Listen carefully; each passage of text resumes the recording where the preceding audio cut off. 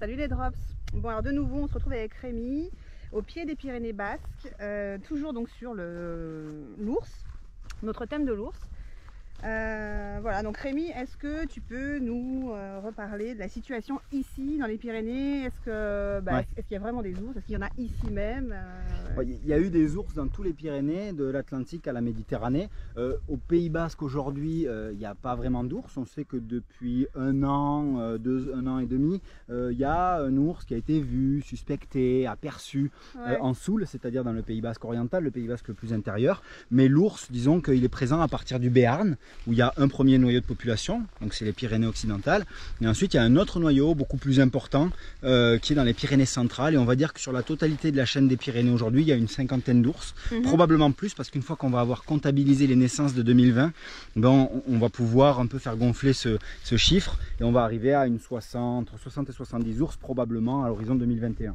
Ok, voilà. Donc on voit quand même que la cohabitation elle se fait quand même plutôt bien, même si on a assisté ces derniers temps à notamment une éleveuse qui s'est retrouvée nez à nez avec une maman ours. Ouais. Bon, après la situation elle n'a pas été catastrophique, mais est-ce que ça peut? Est-ce qu'il y a des solutions? Comment on peut éventuellement éviter ces approches comme ça d'ours dans les estives? D'abord, tu dis la cohabitation, elle se fait plutôt bien. Ça, c'est toi qui le dis. Il y a beaucoup de gens qui considèrent que non, elle est très compliquée. Et à vrai dire, oui, l'ours est en train de retrouver sa place biologique naturelle dans les Pyrénées, après en avoir quasiment disparu à l'horizon 21e siècle. Là, aujourd'hui, il y en a une soixantaine. Effectivement, ils vivent correctement dans ce milieu, ils interagissent bien avec lui. On voit déjà des effets positifs sur la montagne, la part sauvage de la montagne. En revanche, sur la part culturelle, c'est plus compliqué parce que même si les Pyrénéens sont plutôt favorables à l'ours, d'après les sondages, les éleveurs, les habitants qui travaillent dans la montagne ont un peu plus de soucis. Parce que l'ours, qui est plutôt végétarien à 80%, va aussi avoir tendance à se rapprocher des brebis qui sont faciles à attraper pour lui, puisque ce sont des animaux domestiques et qui n'ont pas un instinct de fuite extrêmement développé, qui ne sont pas très habiles dans ces montagnes. Et donc là, on peut avoir des soucis. Mais alors les chiens d'élevage, justement, on va dire, sont là pour ça. Comment on ne peut pas trouver une solution justement pour que tout le monde soit OK et vivre en harmonie? Les chiens que tu appelles d'élevage, en fait, c'est les chiens de protection de troupeaux. Donc on a le patou ici dans les Pyrénées, qui est une race emblématique du massif.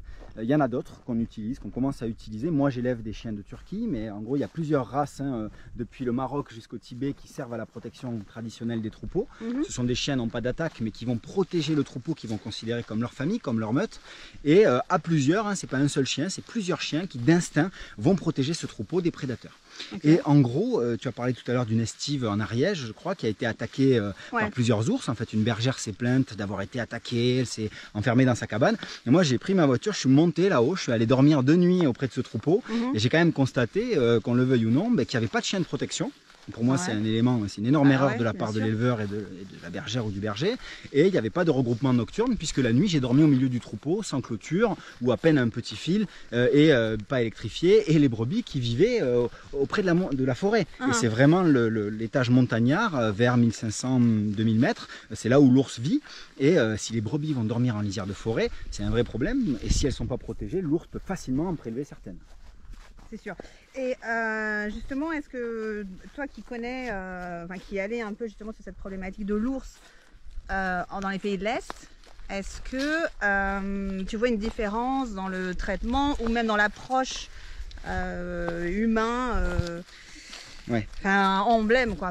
C'est une bonne question parce que en fait on voit qu'on a désappris nous à vivre avec le prédateur. Aujourd'hui il y a un loup, il y a un ours, il y a un lynx, même les vautours, et parfois c'est un problème. Les gens ne sont plus habitués à avoir dans l'environnement, dans l'écosystème, un animal qui peut menacer leur animal domestique. Et donc on veut l'abattre, on veut le retirer comme si c'était vraiment un défaut. À vrai dire, l'écosystème ne fonctionne pas sans le prédateur supérieur et sans le charognard. Donc ces animaux, ils sont pas négociables. On a besoin d'eux. La nature a besoin d'eux, et comme l'homme vit de la nature, il a absolument besoin d'eux, même si parfois il l'ignore ou il le dénigre ou il le nie. Et à vrai dire, c'est vrai qu'en voyageant, on se rend compte qu'il y a des pays où on n'a pas désappris cette entente et on a continué à utiliser de façon discontinue les animaux, de façon continue, les éléments qui permettent de protéger un troupeau. Donc le chien de protection n'a jamais disparu d'autres massifs, les bergers sont toujours employés à la protection et au gardiennage de leurs animaux, que ce soit moutons, chèvres, chevaux, vaches, tous les animaux animaux, à partir du moment où ils sont élevés, sont sous la responsabilité des hommes qui doivent les protéger. Et dans ces pays, Europe de l'Est, Espagne, Italie, mais aussi plus loin, jusque dans l'Himalaya, on se rend compte que les animaux sont jamais laissés à eux-mêmes. C'est un défaut. C'est un défaut dans la méthode d'élevage qui vient du fait que le prédateur ayant disparu, trop chassé ici dans les Pyrénées ou dans les Alpes, on a commencé à se dire en fait il n'y a pas de prédateurs, ne mettons pas de moyens à la protection de ces animaux. Et malheureusement, dès que les prédateurs sont revenus, ça a été un problème. Ok, donc c'est plutôt positif, c'est de se dire il y a des solutions, on peut trouver. Après, il y a aussi des choses politiques qui arrivent par-dessus tout ça. Mais, bien sûr. On va dire qu'il y a des solutions qui peuvent être apportées ici dans nos Pyrénées. Mais les solutions, elles existent, seulement elles ont un coût que l'État seul ne peut pas assumer et que peut-être aujourd'hui les éleveurs seuls ne peuvent pas assumer non plus.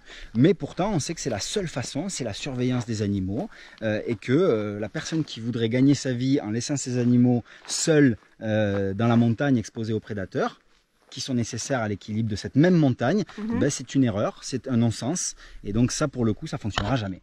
Ok, bon, je te remercie Rémi et on se retrouve dans une 3e vidéo. Soyons fous. Ciao, bye bye.